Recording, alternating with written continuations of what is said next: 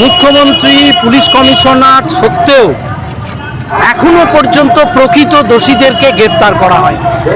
কেন ঘটনাটা কোনো একজন সিভিক ঘটায়নি, নানা দিক থেকে এই কথাটা আসছে যে প্রভাবশালী কাউকে আড়াল করা হচ্ছে।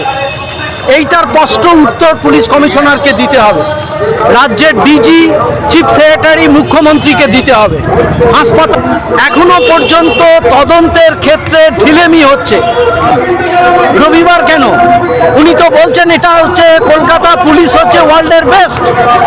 আমরাও মনে করি এটা ঠিক, কিন্তু উনি কলকাতার পুলিশকে দলদাসে পরিণত করেছেন, যার ফলে রবিবার কেন, আজকে নয় কেন, কবে হত্যাকাণ্ড ঘটেছে? পুলিশ কমিশনার তো বলছেন স্বচ্ছভাবে তদন্ত করছি। কিসের স্বচ্ছতা? প্রকৃত দোষীকে এখনো গ্রেপ্তার করতে পারছেন না, নাকি গ্রেপ্তার করতে চাইছেন না মুখ্যমন্ত্রী বা অন্য কারুর কথায়? আপনারা জানেন সিবিআই কি করে, এবং এটা ঠিক যে কোর্ট মনিটরিং সিবিআই হলে সেটা অনেক বেশি বিশ্বাসযোগ্য হয়।